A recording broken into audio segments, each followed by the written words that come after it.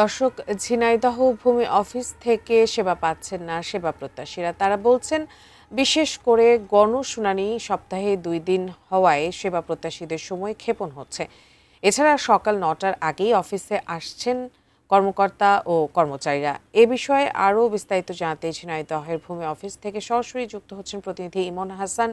ইমন হাসান, সেবা গ্রহীতাদের কাছ থেকে কি ধরনের অভিযোগ এবং অনিয়মের তথ্যগুলো আছে একটু জানাবেন। আমি ঠিক এই মুহূর্তে অবস্থান করছি ঝিনাইদহের যে ভূমি অফিস সেখানে।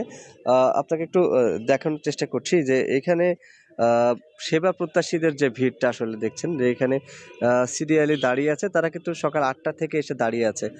এখানে ওয়েটিং যে রুমটা আছে সেখানেও অনেকে বসে আছে। শুধুমাত্র আ এখানে যে যিনি এসি ল্যান্ড আছেন তিনি হচ্ছে আ হরিণাকুণ্ডু এবং ঝিনাইদহ সদর ২ টি উপজেলাতে বসেন এবং এখানে আ নিয়মিতভাবে কোনো এসিল্যান্ড না বসার কারণে আসলে যে শুনানির ডেটটা পড়ে, সেই সপ্তাহে মাত্র ২ টা দিন ডেট পড়ে কিন্তু কেস থাকে অনেকগুলা। যে পরিমাণে কেস থাকে সেই পরিমাণে ২ দিনে আসলে সংকুলান হচ্ছে না।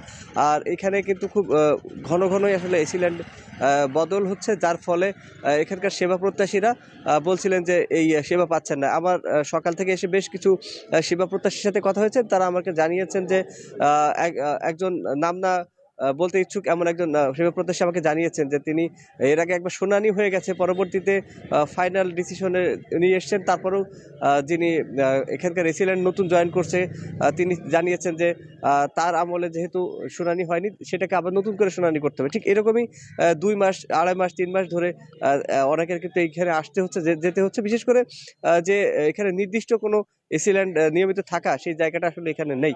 সেটার ফলে কিন্তু ভোগান্তি খুব বেশি হচ্ছে। এছাড়া এখানে এসে সকাল থেকেই দেখেছি যে অন্যান্য যে সকল কর্মকর্তা কর্মচারী আছেন তারা কিন্তু যথাসময়ে অফিসে আসছেন। হ্যাঁ, শুধুমাত্র এই শুনানির ক্ষেত্রেই বেশি ভোগান্তিতে পড়তে হচ্ছে এখানকার যে সকল সেবা প্রত্যাশীরা আছে আমার কাছে। এই ছিল সর্বশেষ।